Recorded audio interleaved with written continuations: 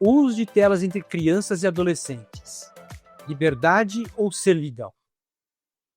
Sejam bem-vindos, bem-vindas todas e todos. Este é o segundo episódio do podcast Educação e Sociedade, uma iniciativa da Escola Curumim, de Campinas, interior de São Paulo, dirigida para os pais, mães e educadores. Arrisco dizer que o uso das telas eletrônicas entre crianças e adolescentes é o tema que mais assusta e provoca pavor entre pais e educadores. Isso por ser um fenômeno que acontece agora. Não temos como compreender plenamente de que maneira ele estrutura a visão de mundo e o comportamento das crianças. Estamos fazendo uma avaliação a quente. Contudo, pelo pouco que podemos experienciar, dá calafrios. Um ambiente onde a mentira torna-se verdade passa a ser campo profícuo para a manipulação. Por outro lado, este espaço facilita sobremaneira a distribuição da informação. Muitas pesquisas estão sendo feitas, e o podcast Educação e Sociedade, neste segundo episódio, optou por apresentar uma questão que nos parece central: como a transformação radical, de raiz, das noções de tempo e espaço, promovida por essa tecnologia das telas, impacta a formação de crianças e adolescentes. Para apresentar essa perspectiva, o podcast Educação e Sociedade pautou-se no pensamento de Marilena Chaui, uma das mais importantes intelectuais brasileiras. Vamos apresentar a você um recorte de uma entrevista concedida por ela no final de 2024 para o repórter Leandro Demore na TV Brasil e que bombou nas mídias sociais. Vamos ouvir a professora. Esse objeto aqui, que faz com que eu acredite que eu sou livre quando eu aperto isto ou aquilo, esse objeto é um objeto de servidão. Por quê? Em primeiro lugar, primeira característica que esse objeto tem, ele anula a relação vivida que nós temos com o espaço. Porque o espaço é isso que está aqui nessa tela. A tela. De tal modo que nós temos um fenômeno chamado atopia. Topos, em grego, quer dizer lugar. Então, é um mundo sem espaço, porque tudo se dá aqui. É também um mundo sem o tempo, porque tudo acontece agora. É um mundo da acronia. Então, você tem um estreitamento da sua experiência. A experiência do corpo como participante do mundo espacial, de percepção e de sentimentos, você não tem mais, porque você está descorporizado aqui. Também você não tem a experiência plena do tempo, do antes, do depois, do agora, do futuro, do passado. Tudo é agora. Marilena Chaui já revelou a posição dela: servidão. Educação e Sociedade vai pautar o debate considerando a posição da professora. No entanto, vamos explorar essa noção das telas como senhor do tempo e do espaço no campo da educação e na formação de jovens e crianças. Por isso, vimos por bem destrinchar a questão em 3 pilares que consideramos estruturantes: risco e prejuízos do uso exagerado das telas, a participação de mães, pais e da família nessa transformação radical de natureza tecnológica, e qual é o papel da escola neste cenário complexo. Para tratar desses temas, contamos com a participação da Glaucia Ferreira, diretora pedagógica da Curumim, doutora pela Faculdade de Educação da Unifoc, a Andréia Mascarenhas, coordenadora pedagógica da Curumim, graduada em História pelo IFISH, o Instituto de Filosofia e Ciências Humanas da Unicamp, com mais de 29 anos de experiência na educação de adolescentes. 29 anos, né, Andréia? Sim, 29 esse ano. Eu tinha pecado aí. E eu, o Lucas Lampieri, mestre em Ciências Sociais pela São Paulo, com mais de 5 anos de experiência na área de comunicação.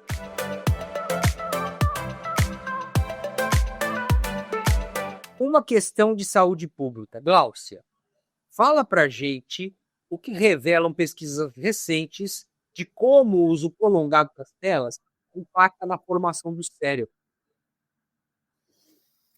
Oi, Lupe, oi, Andréia, boa tarde a todos que nos ouvem e nos assistem. Realmente é uma rápida busca pela própria internet vai trazer dados muito impressionantes sobre esses riscos, esses prejuízos que o uso da tela, que a exposição às telas traz para as crianças, para os adolescentes. Então, vou enumerar assim rapidamente algumas coisas que sociedades médicas, pesquisas de psicólogas, de médicos, pediatras já têm trazido para a gente. Por exemplo, sintomas, coisas que aparecem: irritação fácil, ansiedade, privação de sono, tendência à obesidade, depressão, prejuízo para os olhos, para a vista, prejuízo também no sentido da interação, então ocorre um isolamento maior, uma queda nesse tempo de interação com os pares. Então, esse convívio vai se tornar um pouco mais precário. Queda do aproveitamento escolar, muito comum, um dado que aparece com muita frequência. Bom, e prejuízos para o cérebro. Prejuízos tanto no nível da atenção, da concentração, trazendo aí realmente riscos importantes para a formação dessa criança. Problemas de atraso do desenvolvimento global, atraso no desenvolvimento da linguagem, uma diminuição da empatia. Assim, são muitos e muitos riscos que a gente constata quando está diante de crianças, de adolescentes que estão por muito tempo expostos às telas.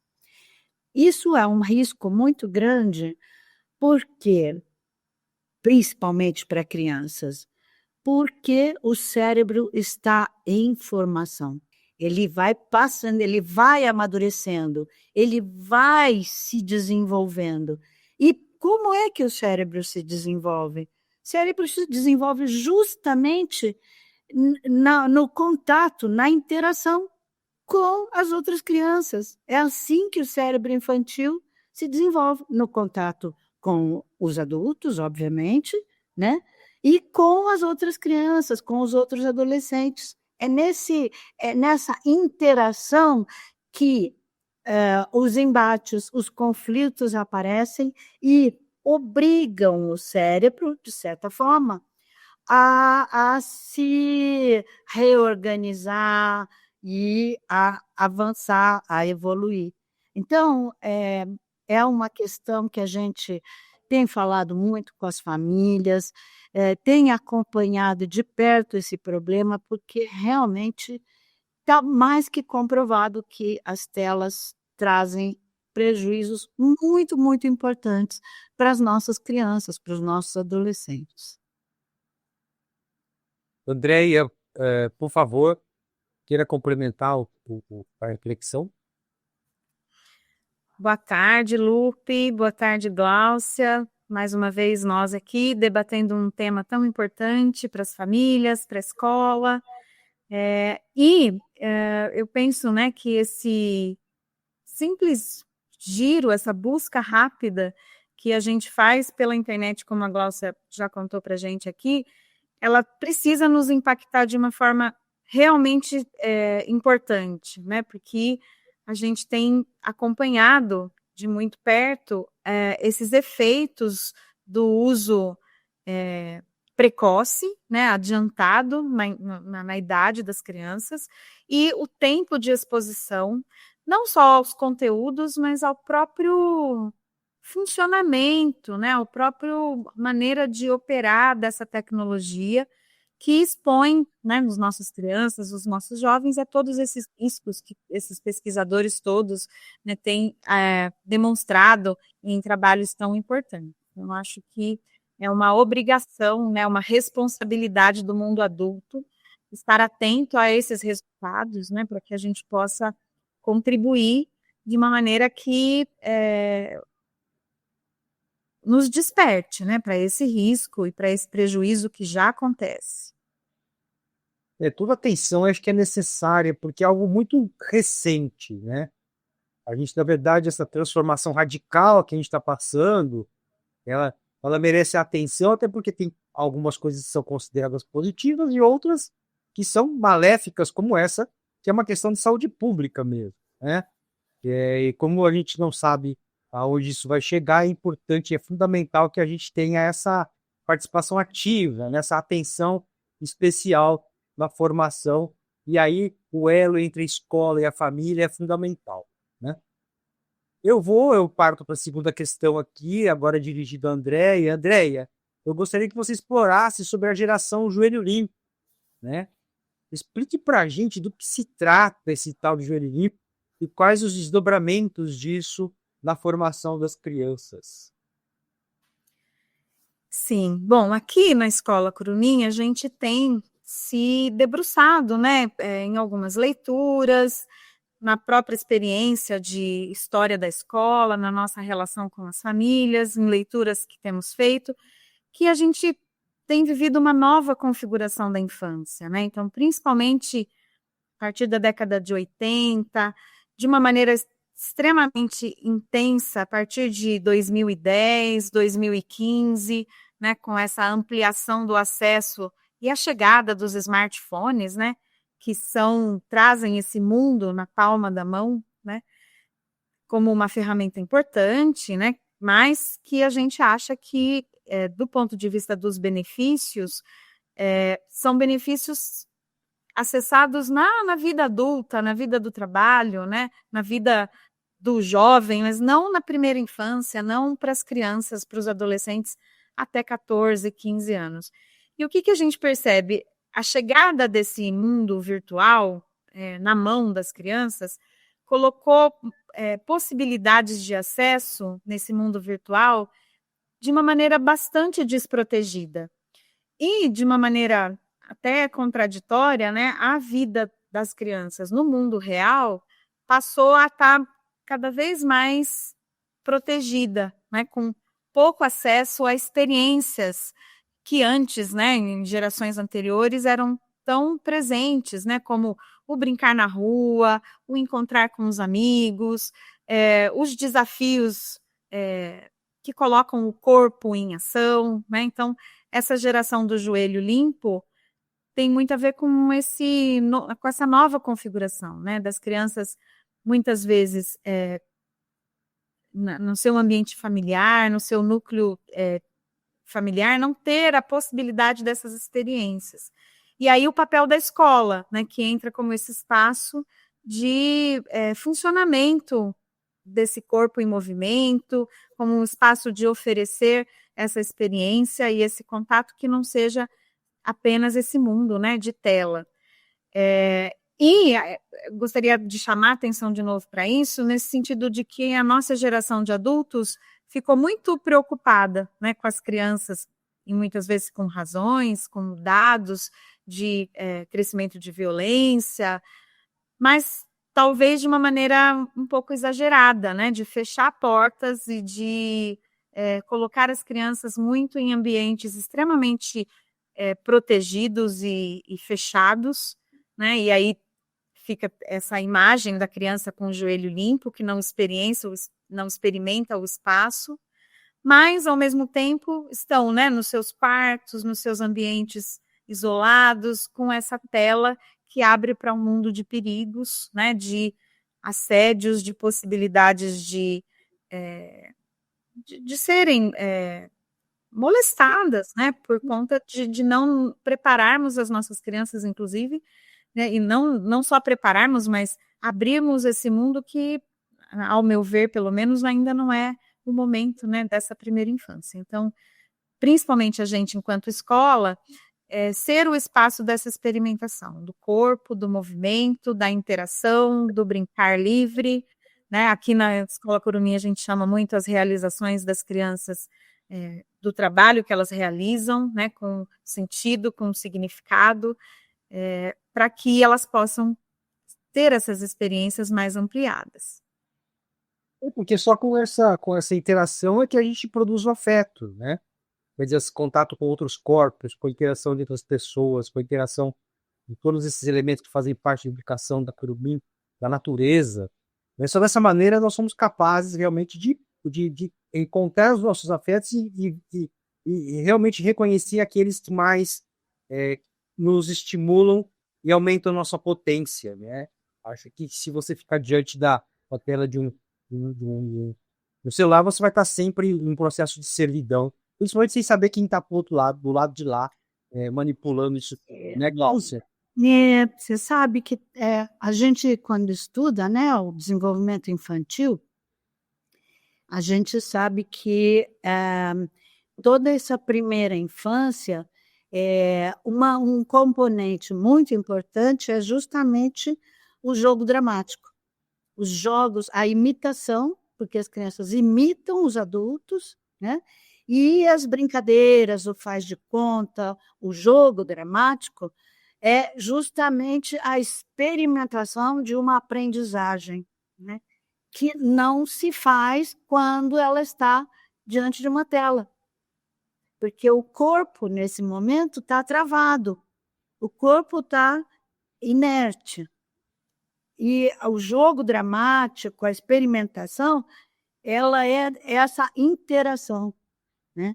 Então, as crianças precisam, sim, a escola é o lugar para isso, mas a gente também tem visto, né, e conversado muito na escola, inclusive com as famílias, nesse sentido de que também em casa, que elas tenham outras opções de atividades, de vivências que não fiquem abandonadas às telas, porque realmente aí você está trazendo um prejuízo para a formação dessa personalidade como um todo, né? Acho que a Andréa tem razão nesse sentido, assim, né? Parece que a Andréa estava ali querendo, assim, alertar, né, Déia? Olha, isso é muito perigoso, famílias, isso é mesmo, de fato, muito perigoso. A gente precisa estar atento a isso e entender que isso não é o que a gente quer para os nossos filhos, para as nossas filhas. E só um complemento, assim, né, de uma situação que a gente tem pensado muito e defendido muito como importante, que é um pacto de sociedade, né, um pacto da comunidade que cuida da criança, né, a escola, a família, e não só quem tem uma criança diretamente ligada a si, mas entender, né, o espaço da cidade, o espaço do bairro, como um espaço que possa ser seguro e de exploração para as crianças. E aí acho que entra, inclusive, o nosso papel de cidadão, né? Participando das discussões sobre uma cidade que seja acolhedora da criança, né? Que a gente possa, enquanto cidadãos, acessar espaços públicos com programação, né? Com segurança, porque muitas vezes a gente sabe, né? A gente entende muito que muitas famílias acabam tendo a tela como uma possibilidade para que possam, no tempo em que a criança está na tela, realizar atividades em casa, né? Uma carga horária muitas vezes de trabalho fora de casa que sempre é muito alta para o trabalhador, e quando chega em casa as mães, os pais precisam se ocupar de tantas outras coisas, e esse mundo contemporâneo e acelerado e de atividades que se acumulam o tempo todo, também vai contribuindo, né, para que a gente coloque as crianças nesse lugar mais passivo, de só assistir a tela, né? Então, acho que é todo um contexto que a gente, não só como pai, como mãe, como educadores, mas como sociedade, precisa ir construindo soluções, né, para garantir espaços e interações mais saudáveis para as nossas crianças. Até porque assim, a outra questão ela é extremamente ligada a isso que vocês estão falando, que é a questão do conteúdo mesmo, né? E essa pergunta é para a Glaucia inicialmente, quer dizer, conteúdos duvidosos, violência, sexualidade, bullying, padrão de beleza e fama. Quer dizer, essa é a matéria-prima da produção dos conteúdos das mídias sociais. E não há nenhum tipo de regra e vigilância estabelecida nem pelo Estado, que é o que se discute ainda hoje, né? E nem pelas big techs, que recentemente estão lavando as mãos em relação a isso, né? Então, esse tipo de conteúdo passa a fazer parte da formação das crianças, dos adolescentes, né? Como é que isso impacta na vida deles e delas, Glaucia? Explica pra gente o que acontece com esse mundo das telas na formação das crianças. Olha, Lupe, eu vejo que assim, essa coisa dos conteúdos duvidosos, conteúdos de baixa qualidade, a gente, às vezes, conversando com nossas crianças, nossos adolescentes, a gente se espanta de saber que eles contam para a gente, não, eu estava vendo tal coisa, eu vi tal programa, tal jogo, e a gente percebe até que as crianças às vezes ficam um pouco afetadas mesmo com essas coisas que viram nas telas, né? Elas estão expostas a coisas de terror, violência, né? Sexualidade adulta. Isso que você falou, Lupe, é super importante. Assim, a internet, as redes sociais, elas são o reino da beleza, da força, da popularidade, da perfeição. E isso é, a gente sabe, uma grande mentira que afeta, porque a gente sabe, mas as nossas crianças não sabem. Elas são ainda ingênuas. Elas não estão preparadas para enfrentar essa fantasia, né, que parece real, que é esse mundo aí da linda, da foto que outro dia eu vi uma foto, uma linda atriz americana, norte-americana, que aí eles mostravam lá o filtro na cara dela, assim, porque a pele dela tem textura, mas parecia que não, né? Parece que não tem textura, parece que é uma coisa plástica, né? Assim, maravilhosa. E nem é maravilhosa, né? Na verdade, até é mais bonito, às vezes, a nossa manchinha, as nossas caras mais reais, mais verdadeiras, né? Mas isso realmente é o que impera aí, né, nesse ambiente, e eu acho que é importante a gente chamar atenção para isso. Por exemplo, eu estava contando isso para as famílias lá na nossa última reunião com famílias lá, na reunião de planejamento da escola, que, sabe, esses grandes CEOs, esses grandes investidores do Vale do Silício, que são os donos das Big Techs e os filhos deles não têm celular. Os filhos deles não são expostos a esse assédio das telas, porque eles sabem que isso é uma coisa muito perigosa. É uma coisa que é feita com muita ciência para prender a atenção, para aprisionar, né? O que a Marilena Chauí fala é tão bonito, tão importante, né? É para aprisionar essa criança, esse adolescente, ali o tempo inteiro, rodando tela. É uma situação em que gente muito especializada e sem nenhuma ética, digamos assim, usa desse conhecimento para ao prender essa criança e esse adolescente ali diante da tela, fazer lucro. É a lógica do lucro o tempo todo.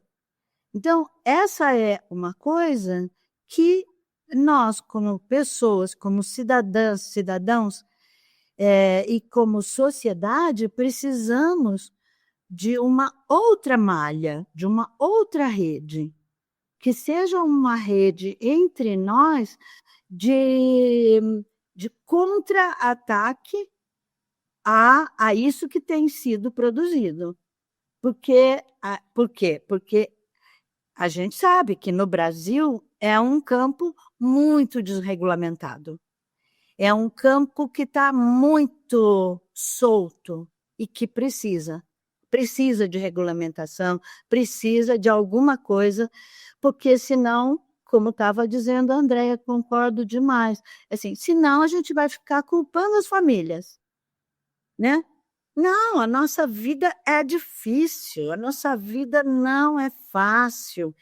Então, a gente precisa, isso sim, de formar aí parcerias, coletivos, no sentido de exigir regulamentação, no sentido de, aí sim, proteger as nossas crianças, não para ter o joelho limpo, mas para ter o cérebro espontâneo, para ter o cérebro livre desse assédio. Controle, né? Controle mesmo. Controle, Porque isso tem, na verdade, enquanto a gente não criar uma resistência, um estímulo de resistência, isso permear o Estado, né? De tal maneira que permeia o Estado regulamente isso junto com o direito, junto com a justiça, a gente vai ficar totalmente exposto e alienado diante do que está acontecendo. Porque muita coisa do que acontece a gente nunca viveu. Então, acho que isso é fundamental, que haja muita pesquisa e nos alimente de tal maneira que a gente possa desenvolver uma sociedade que coloque no lugar certo essa questão das terras, né? Deixa eu complementar, Lupe, você colocou uma coisa muito importante, que me fez assim, né, lembrar dessa solidão que a gente vive, né, porque nós estamos expostos a isso. Imagina uma família ali, o filho chega e fala, mas meus amigos têm celular, mas todo mundo vê, a vida é assim, vocês não sei... Então, assim, isso é fruto dessa sociedade individualista que nos individualizou, nos colocou, cada um diante de uma telinha para nos governar. Então, realmente, a saída não será individual, a saída tem que ser coletiva. Só mesmo a gente, como sociedade civil, se organizando, exigindo regulamentação, exigindo, sabe, ferramentas de segurança, exigindo tudo que a gente tem direito, mas nesse sentido coletivizado, para que a gente possa se defender dessa lógica do lucro, dessa lógica do dividir para governar, enfim. Disse que a André também colocou, que é o privado invadindo o Exato. né? Na verdade, a empresa pública, a empresa privada, na verdade, ela invadiu a vida via o trabalho, né? De tal maneira que a pessoa, não, eu não uso, mas você usa, por que eu não posso usar? E você fica refém de uma situação que não está presente só na vida das crianças, vai estar na vida de toda a sociedade que vive realmente um mundo completamente diferente, né? Está havendo uma mutação, na verdade, alguns especialistas chamam de mutação, né? De tempo e espaço. A gente já viveu isso em situações anteriores, com o motor a vapor, por exemplo, que criou a locomotiva, né? Que nos locomovia de um lugar para o outro num tempo e um espaço menor. Quer dizer, muitas vezes a gente não conhecia a cidade vizinha porque não tinha o cavalo que levasse ou o tempo necessário. A locomotiva fez esse trabalho, né? mudando o tempo, a relação de tempo e espaço da gente, porém de um jeito diferente, né? Trazendo outras experiências, enriquecendo. No caminho contrário, o que acontece hoje é que nós estamos reféns de uma maquininha que fica na nossa frente, é o trabalho, é a educação, tudo está interligado numa convergência a esse lugar, que é o celular. Acabei falando demais, Andréia, por você. Não, e muito importante tudo isso, e assim, além das questões do conteúdo que a Gláucia tão bem trouxe para a gente, né, os exemplos que a gente percebe na escola e ouve das crianças e dos adolescentes, a própria interface de interação com a tela, ela traz prejuízos importantes para essa fase da vida, né? Então, essa velocidade com que os conteúdos são apresentados, esses estímulos visuais, sonoros, que são sempre tão acelerados, eles vão acomodando, né, esses sujeitos todos a um tipo de linguagem e de comunicação que nessa fase da vida pode acumular prejuízos, né? Então a gente vê isso claramente na escola, quando a gente percebe, por exemplo, o tempo de se concentrar numa leitura, que muitas crianças que ficam extremamente expostas a um tempo de tela que não é indicado, não conseguem mais ler um livro, né? Então essa experiência que é corporal, de se sentar, de pegar um livro, esse tempo de passar pela leitura e trabalhar com outras habilidades que não seja só esse estímulo visual intenso, vai se perdendo. Se a gente reduz a experiência das crianças, reduz ou pelo menos amplia demais essa relação, né, com a tela, né? Alguns técnicos, alguns estudiosos não têm um nome exato para essa relação, a gente como educador não tem esses termos técnicos, mas é esse tempo, né? Essa relação de tempo que fica acelerado. E além disso, uma expectativa sempre de prazer, de animação, de acessar coisas legais que me estimulem o tempo inteiro. E a vida, né, não é só isso. Então, muitas vezes a escola precisa das crianças, dos adolescentes, envolvidos em atividades, em trabalhos que vão exigir esforço, concentração, refacção, né? E as crianças estão acostumadas ali a rolar o feed, trocar de tela, né? E todo esse processo que é tão importante para a constituição do sujeito acaba prejudicado também, né? E assim, deixa eu só acrescentar isso que eu acho importante, né? Assim, dentro disso que eu estava falando de que são pessoas que usam de uma ciência muito bem desenvolvida para provocar, né, reações ali, e assim, estudos têm mostrado isso, né, que as telas causam um prazer enorme. Então, a gente tem que imaginar esse corpinho dessa criança, desse adolescente ali, diante de uma tela, e que você vê como um corpo parado, um corpo sem atividade, mas que está vivendo descarga de dopamina, descarga de adrenalina, está sofrendo ali, né, alterações importantes que, obviamente, né, aquilo que eu falei lá no começo, estão interferindo na maturação desse cérebro que, como a gente sabe, por exemplo, o córtex pré-frontal só vai estar amadurecido lá aos 25 anos, mais ou menos. Então, quer dizer, é um monte de coisa que está acontecendo no real ali, do corpo da criança diante de um virtual alucinado, né? Desse virtual que não tem. E aí, assim, só mais uma coisinha, desculpa se eu estou falando muito, mas a vida entre crianças, a rua, o parque, o tanque de areia, eles são repletos de experiências absolutamente imprescindíveis para o nosso amadurecimento.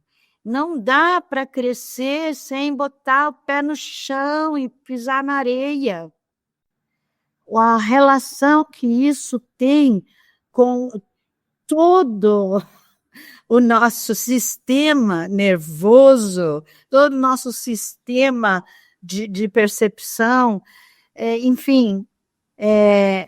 Então, é uma pena essa geração do joelho limpo, porque não é só o joelho que está limpo, é também uma ausência de experiências corporais que sirvam de referência.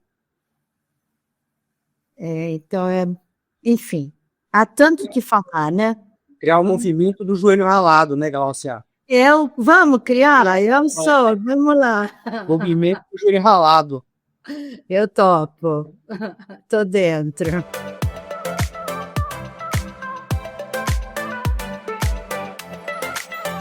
É comum a gente ver a incapacidade dos pais hoje em dia, e, gente, eu me coloco nesse lugar o tempo todo, de trabalhar com a frustração dos nossos filhos e filhas. Isso invadiu também o fenômeno das telas. Andréia, explora para a gente um pouco disso, um pouco dessa questão e como a gente pode aprender a trabalhar isso, nós famílias. Uma pergunta bem difícil, não é, Lupe? Porque todos nós estamos muito envolvidos, né, no nosso cotidiano com esses momentos em que a gente percebe as frustrações das crianças e precisa lidar com isso, né? E qual é a maneira mais apropriada para a gente encarar isso que é tão comum, né? E tão fundante de formar quem somos. Eu acho, né, na minha experiência, eu acredito muito que um dos princípios essenciais é a clareza que nós, adultos, precisamos ter do nosso lugar de adultos. Então, acho que, assim, a responsabilidade de permitir o acesso, de disponibilizar nas pequenas mãos das nossas crianças e oferecer esse tempo de vida ligado na tela, acho que é do adulto. Tá? Então, acho que, inicialmente, a gente ter essa clareza e ocupar esse lugar de responsabilidade. Então, nós, adultos, pais e mães, é que precisamos dizer quando é a hora dos nossos filhos acessarem, né? Em que momento da vida isso é bom para elas, porque a pergunta que sempre precisa nos nortear é: que benefício existe? Eu acho que não existe, né? Mas que existiria em uma criança de 4 anos de idade passar 3 horas numa tela, né? O que ela acessaria de benefício pela tela que não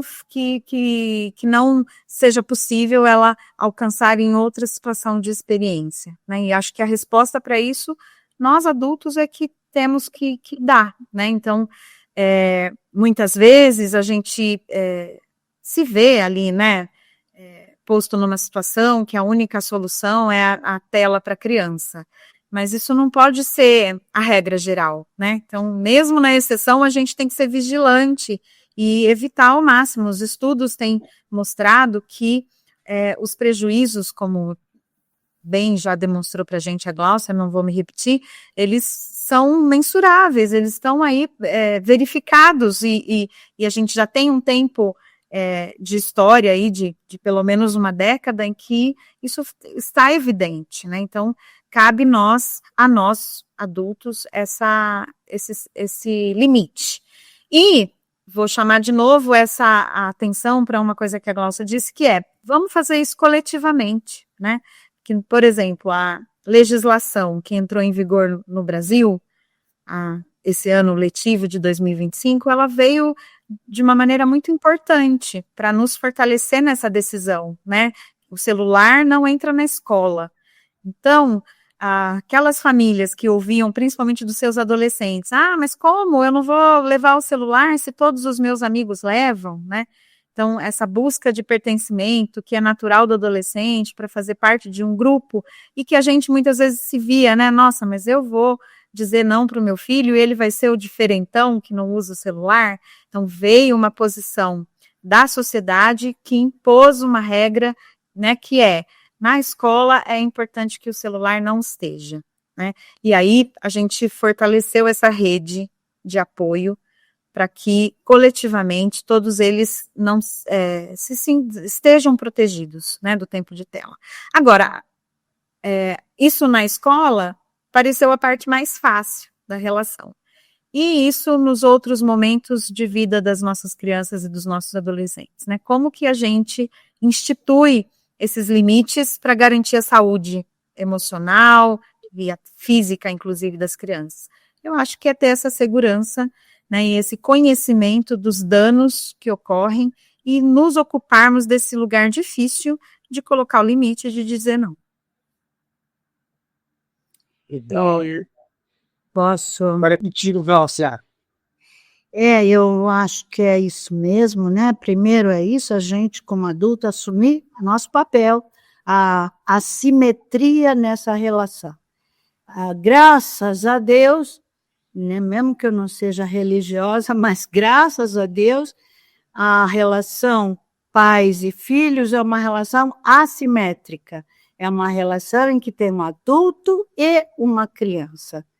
E é assim que é, porque é assim que a gente protege a infância dela mesma até, né? Porque a infância não tem noção dos riscos, dos perigos, não sabe, né, de coisas que nós adultos sabemos, e é por isso que nós temos o dever e o direito de limitá-los, de educá-los, enfim, de trazê-los para, né, os nossos projetos, a nossa educação mesmo. Eu acho que tem uma coisa que a gente precisa comentar, que é o fato de que a geração de hoje, né, os pais e mães de hoje, digamos aí na faixa dos 40 anos, 30 anos, 40 e poucos, é uma geração que já cresceu, quase que praticamente, que já tem o celular há muitos e muitos anos. O celular não é uma novidade na mão dessa geração de pais e mães. As redes sociais já não são uma novidade para eles.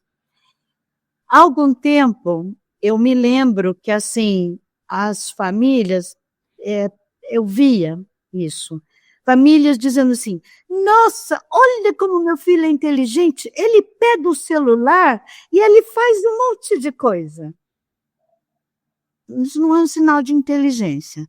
Isso é um sinal próprio de qualquer criança saudável, que é a curiosidade e a liberdade de ir mexendo, mexia na bolsa da mãe, hoje em dia mexe no celular da mãe, né? Essa liberdade que as crianças têm de ir fuçando nas coisas da vida é muito importante, porque é assim que elas aprendem, mas cabe a nós colocar o limite. Então, eu acho que o problema das famílias, um pouco é reconhecer que nós já somos educados, nós já vivemos, nós mesmos, nós mesmas, diante das telas, muito tempo, e que a gente também, às vezes, tem até uma certa dependência dessa tela. A gente tem também nessa geração, não todas as pessoas, é claro, mas tem muita gente que tem essa coisa de botar o filho na rede social. E fotografa, e põe a criança lá, e acha lindo. Então, são situações em que são famílias que não reconheceram ainda que há um risco. Não perceberam. Estão indo nessa onda e os riscos vão aparecer depois, e isso é uma situação bastante delicada, bastante complicada. Felizmente, também tem muitas famílias, a gente vê lá na Curumim, muitas famílias que, assim, não, tela não, rede social não quero exposição para os meus filhos. Tem o outro lado também, mas ainda nesse modelo de sociedade individualista, há que tomar muito cuidado com isso. Então, são famílias que cresceram com o uso do celular, com o uso da tela. Então, a gente dá para os filhos aquilo que a gente tem. Então, esse que é o problema. Também tem um pouco aí um trabalho de detox que a gente tem que fazer, da gente com a gente mesmo, para poder ter moral de falar para os filhos, ou então assim, não, olha, eu estou na tela agora, mas é porque é um trabalho. Esse é um momento que eu trabalho a tela, porque a gente sabe hoje em dia que muita gente, o celular virou um utensílio de trabalho. Olha uma moça aqui hoje. Olha, né? Então, também, às vezes, quando a mãe ou o pai consegue explicar, olha, não, mas isso aqui é trabalho. Quando eu acabar o meu trabalho, aí nós vamos ter, né, convívio, vida de família, fazer as coisas juntos e tal. Então, eu acho que é tudo muito complexo. Eu acho que eu só queria acrescentar, porque eu acho que a Andréa falou muito bem, assim, tudo que precisava ser dito. Só queria ter acrescentado um pouquinho essas coisas. No único aspecto também, Lupe, posso só dizer, assim, acho que a gente, enquanto modelo, né, nós, pais, mães, somos sim modelo, referência para os nossos filhos. Então, essa autovigilância, ela está sendo necessária, inclusive, para manutenção da nossa saúde. Então, é importante sim. E o tempo que a gente tem com os nossos filhos, na correria do nosso cotidiano, que a gente consiga programar tempos de qualidade, né? Então, tem, sim, momentos que a família vai sentar para bater um papo, vamos assistir algo coletivamente, né? Porque essa coisa do smartphone colocou cada um na sua tela, e cada um escolhe o que quer assistir, que atenda ao seu desejo, ao seu gosto. Então, a reunião da família diante lá da televisão, que às vezes vai acessar um streaming, um canal de internet, e vai assistir uma programação escolhida em família, com conteúdo de qualidade, que seja bom para a família conversar, debater, também são momentos importantes que a gente precisa programar, né? Eles não necessariamente vão acontecer naturalmente. Então, a gente, enquanto adultos, selecionar esse tempo, de ouvir uma música junto, de conversar sobre isso, de ouvir o que os nossos filhos ouvem, né? No caso dos adolescentes, eu contei outro dia essa história na escola, que a gente tem um acordo na minha casa que a gente ouve as playlists de todo mundo no carro. E aí é muito interessante, porque eu ouço a lista de música da minha filha, que tem 16 anos, o meu filho, que tem 13 anos, coloca as músicas dele, e são momentos que são oportunos para a gente conversar sobre o que eles gostam, sobre o que eles ouvem, quem são esses artistas, essas celebridades. Então, garantir tempo de diálogo sobre esse mundo virtual à medida em que eles vão ficando mais velhos e acessando, também são espaços que a gente precisa garantir. Sim, até porque é uma questão importantíssima que faz parte hoje desse mundo, é o consumo, né? E até queria entrar nesse assunto agora, porque tudo está migrando, porque tudo está ficando dentro do celular, e o consumo é algo que está se reinventando, reinventando não, está assumindo uma característica muito, diria, perigosa, né, Glaucia? Já no século XX, a sociedade de consumo era apontada como um grave problema social, né, nos moldes da publicidade e da comunicação de massa, ou seja, a comunicação centralizada. E agora, com a comunicação distribuída em redes, o uso de algoritmos e da inteligência artificial, o que acontece com as nossas crianças diante desse turbilhão de consumo que a gente não viveu até hoje? Vamos, é com você. Bom, assim como o individualismo, o consumismo é uma das marcas dessa nossa contemporaneidade, né? Estamos aí sujeitos a essa onda, né? Esse vagalhão de apelos ao consumo e realmente é uma coisa bastante perigosa e a tela tem estado a serviço disso, na verdade, né? Ou porque o lucro que esses CEOs do Vale do Silício e os donos dessas grandes big techs e plataformas, o lucro vem exatamente, né, de vender. Então, proteger nossas crianças desse consumismo é uma tarefa, de novo, eu acho que a gente vai bater nessa tecla muitas e muitas vezes, é uma tarefa que não se faz sozinho. Não é uma coisa que eu enfrento sozinha, tenho que me aliar às famílias dos amigos, dos amiguinhos do meu filho, né, aos vizinhos, ou às pessoas na escola que estão pensando mais ou menos do mesmo jeito. Eu tenho que me organizar em associações, em partidos, em organizações que possam promover um tipo de resposta que não é uma voz isolada, solitária, né? Eu vejo hoje em dia, tem alguns movimentos, outro dia eu estava vendo um movimento minimalista, que as pessoas consomem o mínimo possível, é uma coisa assim, mas solitariamente isso não se constitui uma resposta, né? Acho que a gente precisa entender que nós não somos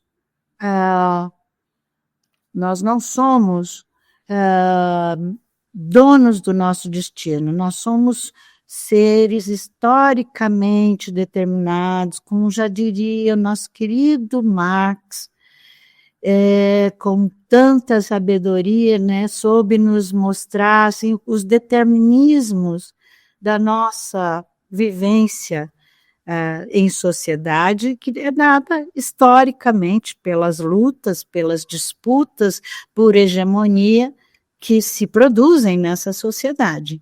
Então, sozinhos não teremos grandes chances. Sozinhos estaremos fazendo o jogo desse poder hegemônico que se apresenta. Então, a alternativa deve ser essa alternativa de buscar se organizar, buscar diálogo com os pares e a compreensão da luta política, que olha que a gente está aqui falando de educação de filhos e filhas, adolescentes, crianças, e não se espera, num programa como esse, que se saia para alguma coisa sobre política. Mas se não sair, é porque o programa falhou. Se não sair, é porque nós não chegamos ao cerne do problema. Porque nós estamos vivendo tudo isso porque a sociedade foi avançando, né, nessa direção. A construção do mundo capitalista foi avançando e sitiou, né, todos os espaços e sitiou as nossas mentalidades e nos trouxe para esse ponto. Então, é preciso reagir, é preciso formar consciência, é preciso tomar consciência e buscar as formas de luta. É importante você estar falando de política, porque quando a gente pensa, quando você vai descrevendo, a gente vai vendo, na verdade, uma ordem, uma razão neoliberal, né?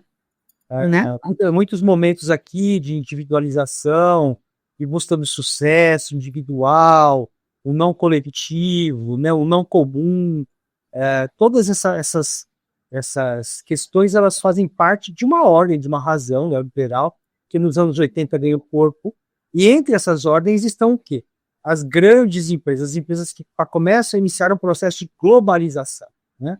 Hoje nós vemos o que? Empresas globais, que é fundamental, que está dentro do contexto neoliberal, a criação de empresas globais, e que inclusive tomam parte do que era a tarefa do Estado, transformando tudo em consumo, que a gente acabou de, que é o tema agora dessa questão. Né? Então, a luta da comunidade, daquilo que é comum, de defesa daquilo que é comum, como você acabou de colocar, ela é fundamental, né? O que é comum a gente e que a gente tem que, de fato, defender, né? O que é importante porque o comum só existe a partir do momento das forças que estão envolvidas na preservação, criação do que é comum, porque se não tem, ele não existe, ele praticamente não, ele não existe. André, acabei me delongando aqui, mas a peteca está com você agora. Consumo nessa rede distribuída e que faz parte das telas. Acho que só para complementar, a gente lembrar, né, historicamente, não é a primeira vez que a infância fica exposta aos apelos de consumo. E em uma das etapas anteriores, que foi o advento da televisão, né, da publicidade, houve regulamentação. Então, a gente, enquanto sociedade civil, conseguiu atuar no sentido de regulamentar, e a publicidade, que era direcionada à infância, ela foi regulamentada, e a gente viveu momentos bastante positivos, né, dessa conquista de proteção à infância. E, na questão agora da internet, virou essa terra, né, de ninguém aí, em que as grandes plataformas, as grandes empresas de mídia não atendem, né, a nenhuma regulamentação, pelo menos aqui no caso do Brasil, essa luta que a gente tem vivido. Então é importantíssimo que todos nós estejamos atentos e apoiando e exigindo que haja regulamentação.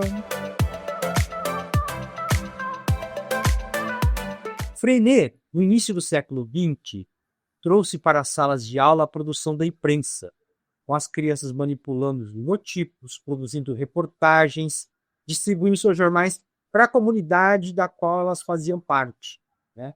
Ou seja, de certa forma, Freinet estava desvelando que ali havia um autor por detrás daquele papel impresso, e que esse autor, obviamente, pode manipular e ter uma única perspectiva a respeito daquela realidade, a respeito daquele fato. Né? Diante da tecnologia das telas, o método de educar é o mesmo, Glaucia? Ou devemos acrescentar algo a isso? O método Freinet é o mesmo. O método Freinet seria o mesmo. É assim, levar para dentro da sala de aula a tecnologia, sim, ele levou, como você disse, levou a imprensa, levou o gravador, que era uma coisa rara, né? A filmadora, que também... Mas o que ele fazia com a filmadora? Ele deixava na mão das crianças, e as crianças aprendiam a filmar, aprendiam a documentar, aprendiam a produzir algo com aquilo, né? Com aquele instrumento, com aquela tecnologia. Então, o Freinet sempre foi um homem muito antenado com o seu próprio tempo, nunca foi um saudosista. Pode parecer, porque, por exemplo, ele tem um livro que é Educação do Trabalho, em que ele praticamente é um personagem do campo, o Mathieu, que conversa com um casal de professores que vêm da cidade. É bonito, é um livro dele que é quase um romance, assim, em que ele vai apresentar toda a ideia dele de educação, de ciência e de formação, né, de pessoas, de sociedade. E ele vai dizer isso, né? No fundo, ele tem um profundo respeito por uma ciência, mas não uma ciência positivista, aquela ciência só tecnicista. Ele vai ter uma relação muito profunda, entender que a formação de crianças ela deve ser uma formação para o pensamento científico. Então, eu estou falando isso tudo porque na Curumim, por exemplo, a gente tem nas salas de aula o uso das telas, a gente vai usar, não tem nenhum preconceito contra isso. O conteúdo, uma enciclopédia, ou um vídeo interessante, ou mesmo um vídeo desinteressante, né, Andréia? Que possa ser Gerar debate. para gerar o debate, para gerar a discussão ali.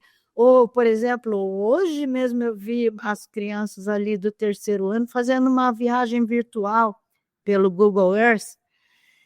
Enfim, nós não vamos ter nunca o preconceito de assimilar essa tecnologia, porque a gente sabe que nós estamos educando crianças para viverem num mundo tecnológico. Então, obviamente, é muito importante isso. Nós não queremos formar ETs, crianças que não estão alijadas da tela, de jeito nenhum. Ao contrário, que elas possam dominar essa tela, que elas possam usar com criticidade a informação que vem dessa tela e que elas possam produzir informação para a tela. E ao produzir informação, assim como elas produziam o jornal que você contou, Lupe, que o Freinet fez lá com as crianças, lá nos anos 20, eles produziam o jornal e aprendiam que a palavra impressa não é porque está impressa que é a verdade. Olha que coisa legal. As crianças produziam o jornal e tem, inclusive, texto do Freinet, que é um videozinho, que mostra isso, que as crianças falam, oxa, mas então a gente pode imprimir uma mentira? Essa é a real liberdade, né, Glaucia? Isso é liberdade. E olha que hoje em dia as pessoas, como gado, estão se deixando levar por fake news, estão acreditando em fake news, porque é bom, porque alguém produziu e veio no meu celular e veio na minha rede social, e então é verdade. Então, a capacidade de formar essa inconsciência é absurda. Essa tela tem um poder enorme de alienar, mas também, se a gente usa com inteligência, tem o poder de ensinar que não, a gente é que produz essa informação, né? E tem mais uma coisinha que é a linguagem logo, porque nós temos lá na Curumim, para as turmas do 2º ao 5º ano, esse momento semanal lá no laboratório de informática, em que eles usam a linguagem logo e aprendem a programar o computador. E eu acho que isso é uma questão assim essencial para formar uma cidadania consciente do que é a tecnologia. A tecnologia, como diria o Miguel Nicoleles, aquele grande neurocientista, a inteligência artificial não é nem inteligência e nem artificial. Eu acho ótima essa frase dele, e aqui trazendo para essa experiência com as nossas crianças ali, com a linguagem logo, o que elas aprendem é que a inteligência é delas e são elas que programam o computador para fazer um desenhinho na tela. Para aquele desenho aparecer, tem uma linguagem que ela escreve e, ao escrever, ela comanda o computador. Eu acho isso assim essencial no sentido de oferecer para as novas gerações isso que vai ser necessário para as novas gerações. Não vai ser necessário o usuário do computador, vai ser necessário o programador do computador, né? Enfim, eu acho que a André podia acrescentar alguma coisa. Eu pensei em umas coisinhas que a gente vê no trabalho dos professores com os adolescentes aqui, que eu acho, né, que vale a pena destacar. Essa questão, né, do protagonismo deles, utilizando as mídias e as tecnologias para produzir conteúdo significativo, né, que sirva para a compreensão da realidade do mundo deles, desvelar os interesses, né? Então, quando a gente atua com os adolescentes e acessa, né, plataformas e utiliza ferramentas dessas grandes big techs, é importante sempre a gente levar para reflexão quais são os interesses que estão envolvidos nesses mecanismos todos, né?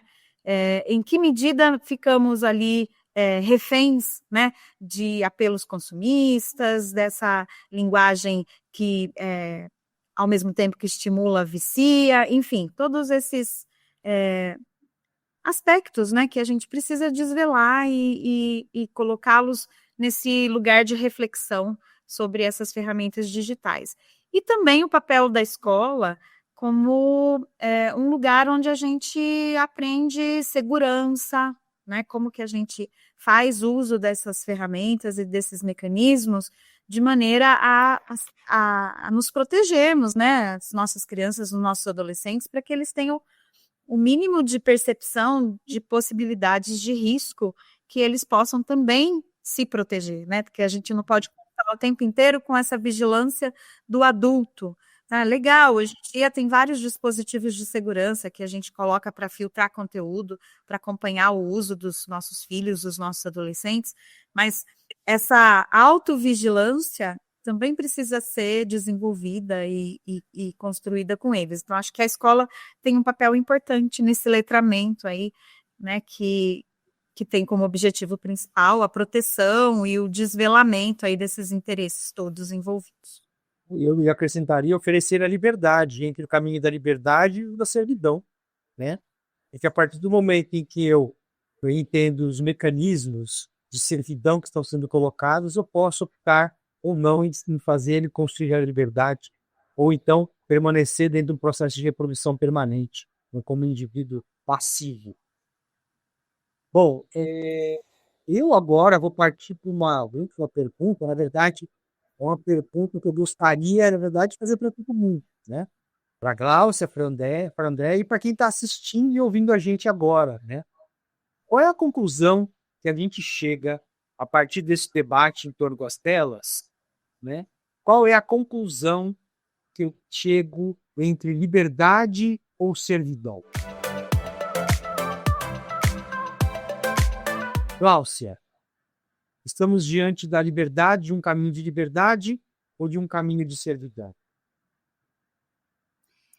Estamos diante do caminho que pode ser de liberdade ou de servidão. Vai depender de nós, vai depender do que nós fizermos, que uso faremos dessa tecnologia, né? A tecnologia em si, ela pode ser usada de uma forma muito inteligente, muito crítica e útil, ou ela pode ser utilizada para ficar rodando tela ali e vendo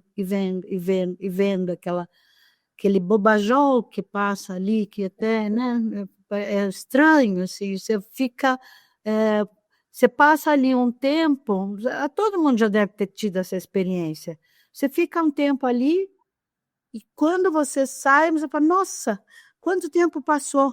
Onde eu estava? Eu não sei nem onde eu estava, né?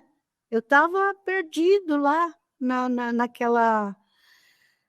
Eu acho que a tecnologia, insisto nisso, né? O Freinet soube trazer para a sala de aula a tecnologia poderá ser, sim, uma ferramenta para nossa libertação de tarefas pesadas, desagradáveis ou, enfim, perigosas, né?